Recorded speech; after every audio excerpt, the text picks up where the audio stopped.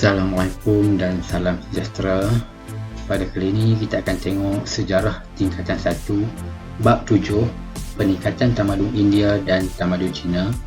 7.1 Tamadun India. Beralih ke kawasan lembah sungai Ganges pada abad ke-7 sebelum Masihi membawa kepada satu lagi corak kehidupan baru, iaitu pemerintahan berkerajaan. Terdapat dua bentuk kerajaan, iaitu Janapada atau kerajaan kecil yang diketuai oleh pemimpin puak-puak masyarakat, dan Mahajanapada, iaitu kerajaan besar di bawah pemerintahan raja. Pada tahun 321 sebelum Masihi, Chandragupta Maurya telah berjaya menyatukan kerajaan-kerajaan kecil ini. Justru lahirlah empayar pertama dalam sejarah India yang dikenali sebagai dinasti Maurya. Di bawah pemerintahan Asoka, dinasti ini telah mencapai puncak kegemilangannya.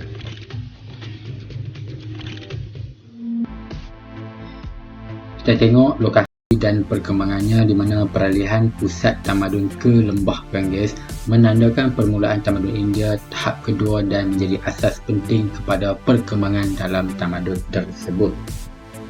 Perkembangan di lembah Ganges iaitu kemunculan kerajaan-kerajaan kecil yang dikenali sebagai Janapada. Pembentukan kerajaan-kerajaan ini mewujudkan kerajaan yang lebih besar yang dikenali sebagai Mahajanapada.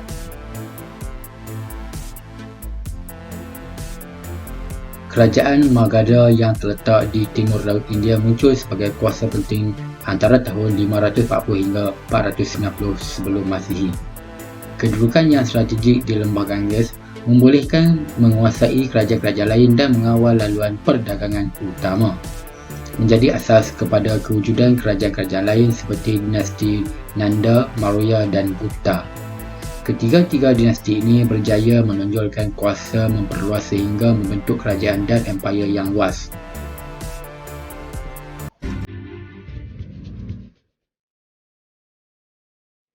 Dengan menggunakan bala tentera yang amat besar, Chandragupta Maurya memperluaskan jajahannya dari utara India sehingga ke sempadan India Barat. Anaknya Bindusara meluaskan empayar Maurya sehingga ke Mysore di selatan India. Kaedah kekerasan ini berubah apabila Maharaja Asoka berkuasa, lalu menggunakan pendekatan yang lebih lembut dan lebih terbuka dalam menyebarkan pengaruhnya sambil menyebarkan agama Buddha.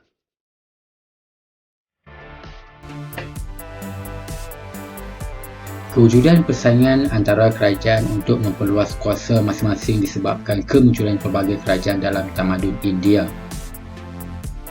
Maksud perluasan kuasa ialah sesebuah kerajaan atau raja melakukan usaha bagi menguasai dan memperluas pengaruh di sesebuah kawasan atau usaha untuk menguasai pihak lain. Pada peringkat awal, perluasan kuasa dilakukan secara fizikal tetapi berubah kepada perluasan secara keagamaan demi kesejahteraan dan kedamaian. Seterusnya kita tengok faktor perluasan kuasa, iaitu kekuatan ketenteraan, dasar pemerintahan, diplomasi keagamaan, keuangan dan sumber manusia. Kekuatan ketenteraan di mana memiliki pasukan tentera yang kuat untuk mempertahankan negara daripada serangan musuh. Dasar pemerintahan pula iaitu pemerintahan yang diketuai oleh raja mengamalkan dasar perluasan. Diplomasi keagamaan pula iaitu pemerintah yang bijak tidak hanya bergantung pada aspek ketenteraan tetapi juga mementingkan aspek keagamaan dan kemanusiaan. Kewangan pula di mana setiap luasan kuasa perlu mendapat kewangan yang kukuh daripada perbendaharaan kerajaan. Dan akhir sekali iaitu sumber manusia, iaitu sumber manusia yang mencukupi bagi menjamin sesebuah kerajaan ditadbir dengan baik dan berkesan. Perluasan fizikal iaitu sesebuah kerajaan melakukan perluasan kuasa dengan menguasai kerajaan-kerajaan lain.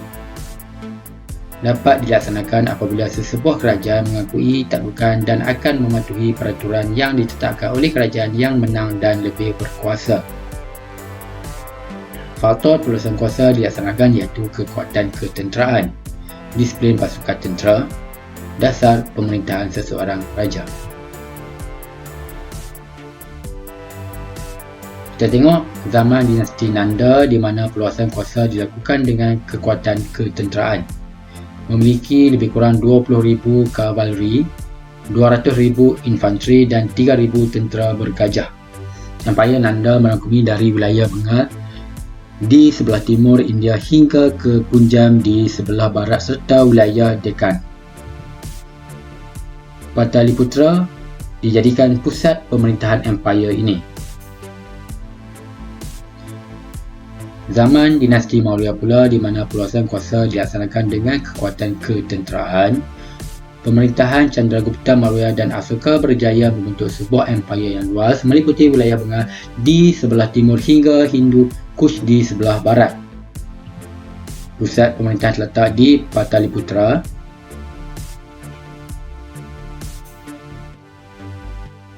Zaman dinasti Maurya ini memiliki 9,000 tentera bergajah, 30,000 kavaleri dan 600,000 infanteri pada zaman Chandragupta Maurya.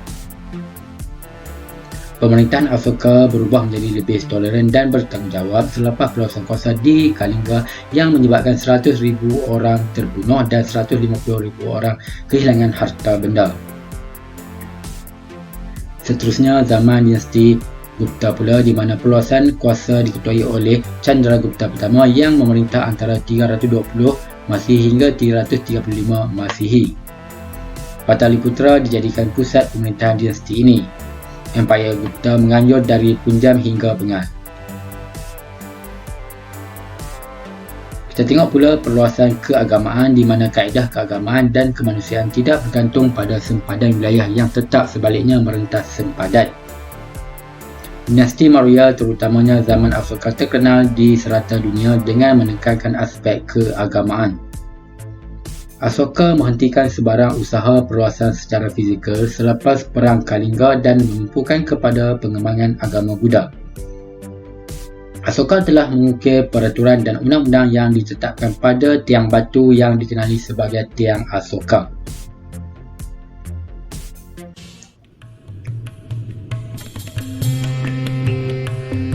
Pada peringkat awal tamadun India, golongan pemerintah kerajaan besar Mahajanapada mengamalkan pemerintahan secara mutlak yang disokong oleh kepercayaan ritual di mana raja dianggap suci dan harus dihormati. Kewujudan golongan Brahmin sebagai penasihat yang disokong oleh golongan Kshatriya mendominasi kumpulan pemerintah tertinggi masyarakat pada ketika itu. Walau bagaimanapun, di bawah pemerintahan Maharaja Asoka, perubahan besar telah berlaku. Perang Kalinga yang mengorbankan banyak rakyat telah menginsafkan Asoka. Lalu, beliau membuat keputusan untuk memberi penekanan terhadap kemajuan sosial dan keamanan.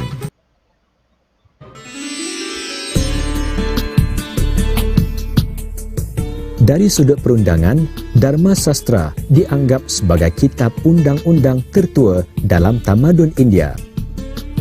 Peranan raja untuk memelihara kesucian dan kedaulatan undang-undang akan dirujuk kepada golongan Brahmin sebagai pihak yang mahir, khususnya bagi peraturan-peraturan yang berkait dengan keagamaan.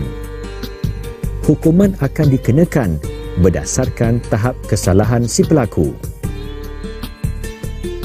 Walau bagaimanapun, di zaman pemerintahan Maharaja Asoka, Tiang Asoka menjadi tempat di mana ukiran undang-undang disampaikan kepada rakyat sebagai titah perintah raja.